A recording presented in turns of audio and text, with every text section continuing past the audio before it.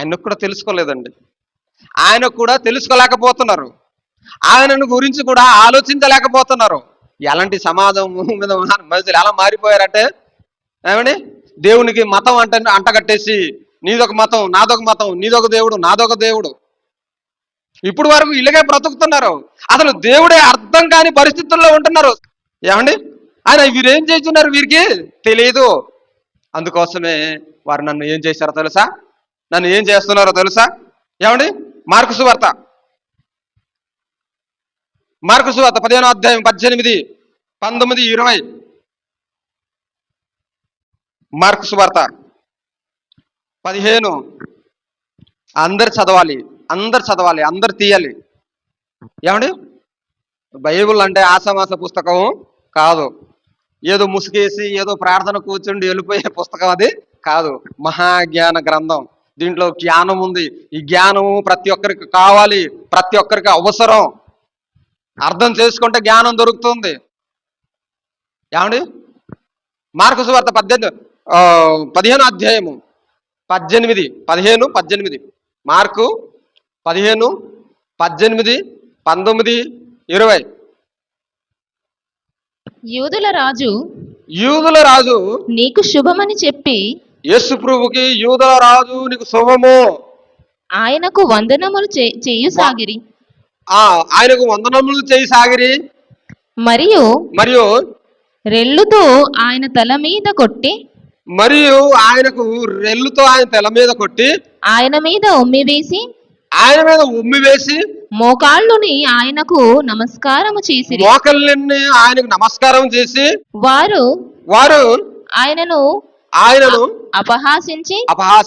అపహాసించిన తర్వాత ఆయన మీద ఊదరంగు వస్త్రము తీసివేసి. ఏమండి, భూమి మీదకి వచ్చిన ఈ మానవులందరూ దేవుణ్ణి మరిచిపోయిన తరుణంలో తన కుమారుడైన యేసుక్రీస్తుకి మరలి భూమికి పంపించి, నువ్వు వెళ్ళి చెప్పాయా అని చెప్పినందుకు, ఆయన వచ్చినందుకు ఆయన ఏం చేశారు?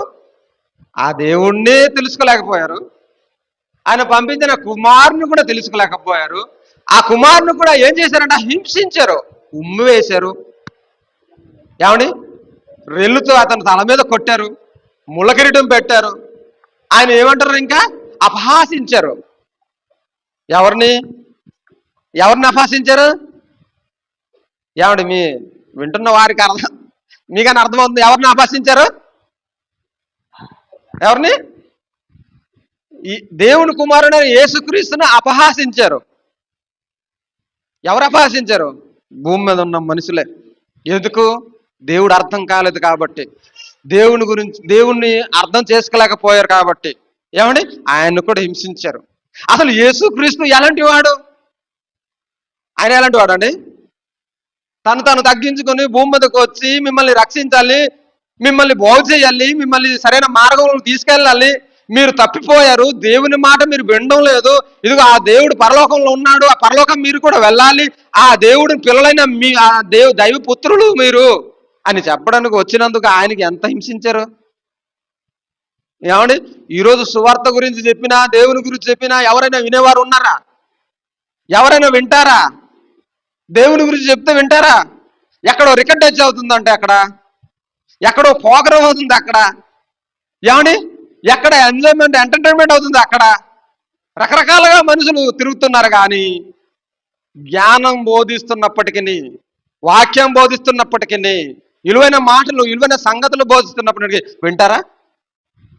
ఏమంటే యేసుక్రీస్తు వచ్చి తను కూడా తన ప్రాణాన్ని పెట్టి భూమి మీద మానవులందరినీ ఏకపరిచి, అందరినీ మార్చి సన్మార్గంలో నడిపించడానికి ఆయన వచ్చినందుకు ఆయన్ను కూడా హింసించారండి. ఆయన ముఖం మీద ఉమ్మేశారండి, పిడిగుద్దులు గుద్దారండి. ఏమండి, మరొక మాట మనం చూద్దాం. మరొక మాట యోహాను సువార్త. అంటే యేసుక్రీస్తుని అంత తగ్గించుకోవడానికి, అంత హింస పొందడానికి. ఏమండి, యేసుక్రీస్తు ఏమో సాధారణమైన వాడు కాడు. బైబిల్లో యోహాను సువార్త 1వ అధ్యాయము 3వ వచనంలో యేసుక్రీస్తు గురించి ఏమి రాయబడిందంటే, యేసుక్రీస్తు లేకుండా ఈ సృష్టే కలగలేదు. ఎవరు లేకుండా? చదువుమా యోహాను సువార్త 1:3 కలిగి ఉన్నది ఏదియు ఆయన లేకుండా కలుగలేదు. కలిగి ఉన్నది ఏదియు యేసుక్రీస్తు లేకుండా కలగలేదు. ఆయనలో జీవముండెను, ఆయనలో జీవముండెను. ఆ జీవం మనుష్యులకు వెలుగై ఉండెను. ఆ జీవమే మనుషులందరికీ వెలుగై ఉన్నది. కానీ ఆ వెలుగుని ఎవరు చేయలేకపోయారు? గ్రహించుకోలేకపోతున్నారు, తెలుసుకోలేకపోతున్నారు, అర్థం కావడం లేదు. అందుకోసమే దేవుడు అర్థం కాకపోతే భూమి మీద పుట్టినందుకు నీ జీవితం వ్యర్థమని దేవుడు అంటున్నాడు.